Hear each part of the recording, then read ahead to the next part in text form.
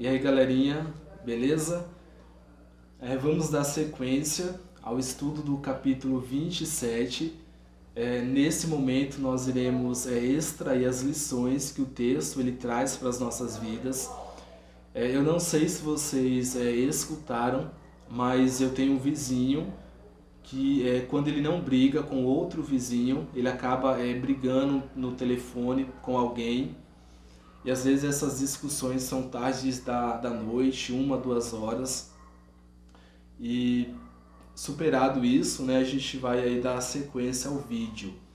Eu acho que a primeira lição que fica acerca do capítulo 27 do livro de Gênesis é em relação aos princípios e os valores que nós temos.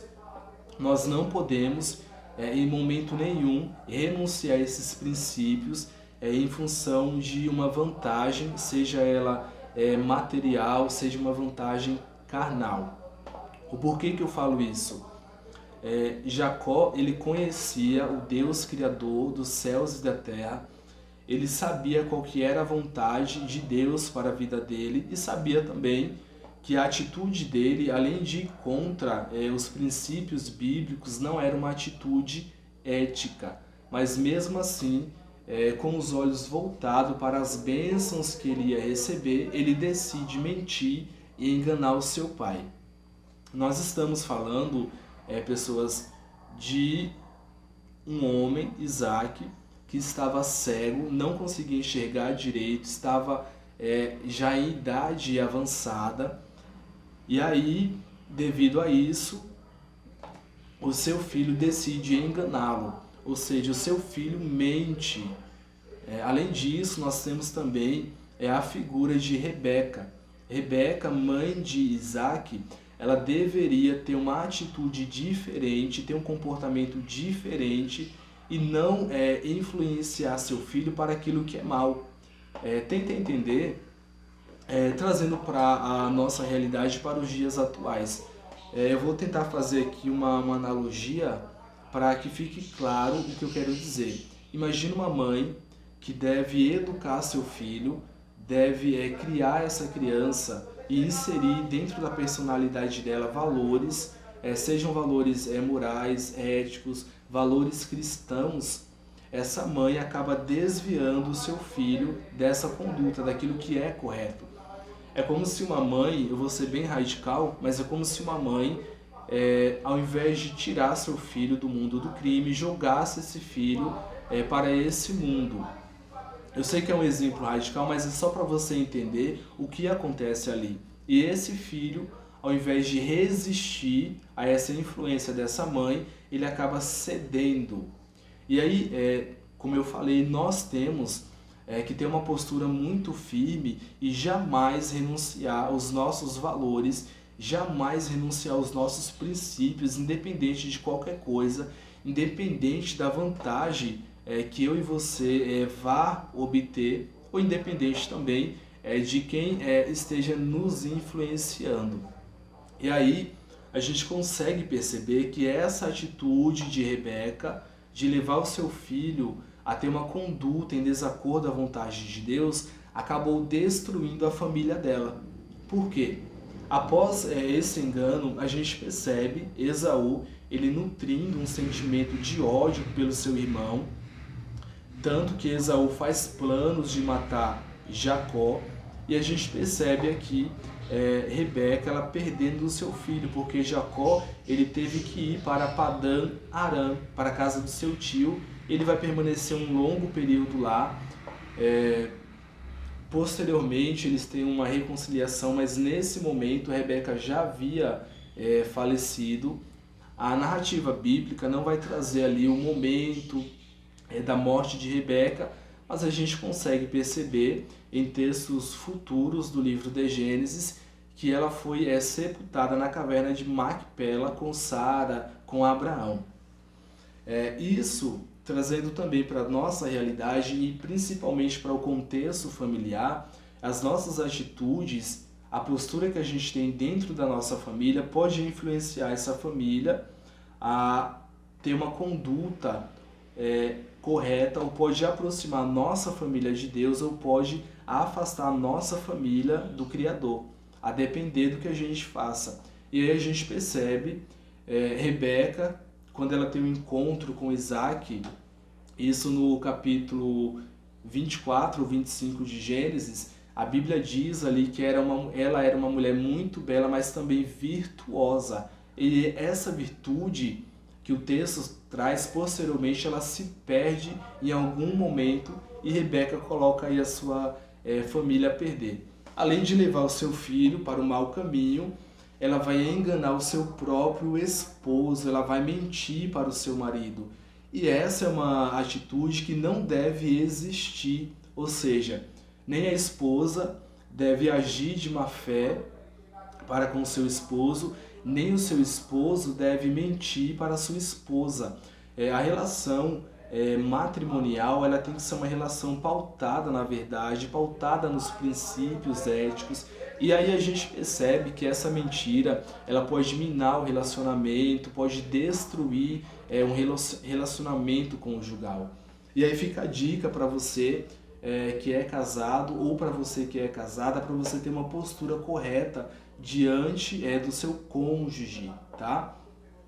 E aí, galerinha, uma outra lição que a gente consegue extrair desse texto é que por mais que Jacó ele tenha recebido as bênçãos da primogenitura, Esaú ele não é colocado à margens, né? Ele não é abandonado por Deus. Esaú também vai ser abençoado e ele vai ter também um papel de destaque na região ali da Canaã. A gente viu isso em vídeos passados em relação a Isaac e a Ismael. Isaac ele recebe o pacto, há essa transferência do pacto que Deus tinha feito com Abraão para ele, e agora esse pacto é transferido para Jacó. Só que Ismael ele não foi abandonado à sorte, assim como Esaú também não vai ser abandonado à sorte. A gente percebe que a ideia que é trazida aqui é que nós temos papéis diferentes e funções diferentes dentro do plano divino. Ou seja, Jacó ele recebe o pacto abraâmico, ele vai, de certa forma, abençoar todas as nações, por meio da linhagem de Isaac que o Messias vai vir. Só que Esaú também vai ser um homem muito forte, muito poderoso, tanto que ele vai constituir os povos indomeus. E aí depois a gente faz um vídeo falando sobre os indomeus e sobre a importância desses povos ali na região da Canaã. O que eu quero trazer com isso? Tanto eu quanto você, nós somos abençoados por Deus, assim como foi Jacó, assim como foi Esaú, só que essas bênçãos elas são diferentes. O propósito que Deus tem para a minha vida é diferente do propósito que Deus tem para a sua vida. O propósito de Deus para a vida de Jacó foi um propósito diferente do propósito que ele tinha para a vida de Esaú, mas ambos foram abençoados, ambos são amados por Deus, assim como eu sou amado, você é amada. E aí quando você vê alguém sendo abençoado, recebendo um dom de Deus ou prosperando materialmente, que você entenda que essas mesmas bênçãos elas estão também destinadas a você. E quando você vê alguém desenvolvendo um projeto, principalmente um projeto que tenha como objetivo levar a mensagem de Deus, por mais que você não tenha ou não desenvolva esse mesmo projeto, por mais que os dons sejam diferentes, Deus também te ama, Deus continua te usando. Só que Deus atinge pessoas com pessoas de forma diferente.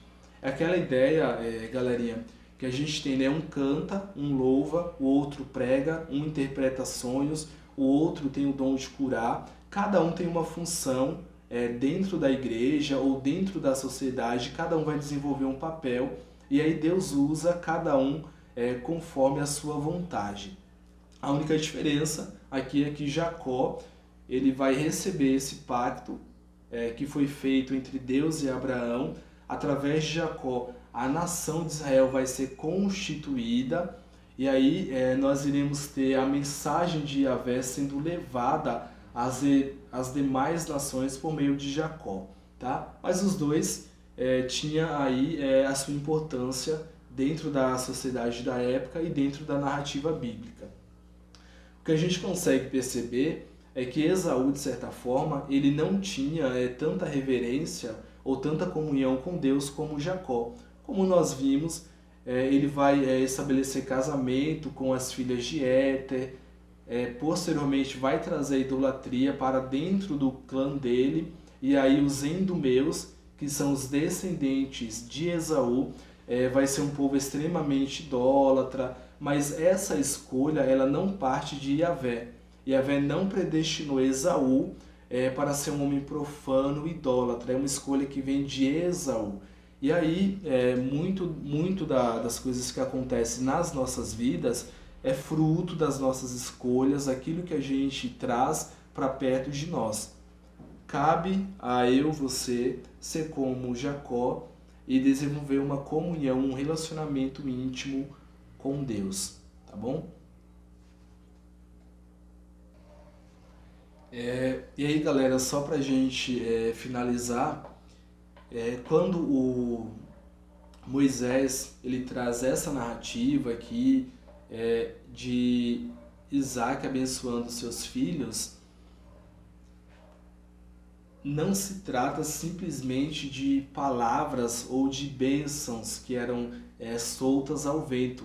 Nós estamos falando de uma transferência de um pacto de um Deus, Criador dos céus e da terra, para o primogênito, ou nesse caso para Jacó. Como assim? Voltando um pouco na história, a gente percebe que Abraão foi chamado por Deus, e aí Deus fala que vai fazer dele uma grande nação, e quem abençoasse Abraão seria abençoado, quem o amaldiçoasse seria amaldiçoado. E aí a gente tem também, além dessas promessas, a promessa da prosperidade, da riqueza. Tanto que Abraão foi um homem muito rico, um chefe militar muito poderoso. E aí nós estamos falando dessa transferência da mão de Deus agindo diretamente na vida daquele que recebesse essas bênçãos da primogenitura, tá? Entenda você que é um pacto entre o indivíduo e o Criador dos céus e da terra. É disso que estamos falando. Não é simplesmente de uma bênção ou de uma palavra que é solta ao vento. E Rebeca, ela percebia essa importância, ela conhecia a história de Abraão, conviveu com Abraão, sabia que a prosperidade de Abraão e de Isaac era por conta da mão de Deus, e ela queria isso para o seu filho, para Jacó. Tá? Então nós estamos falando disso.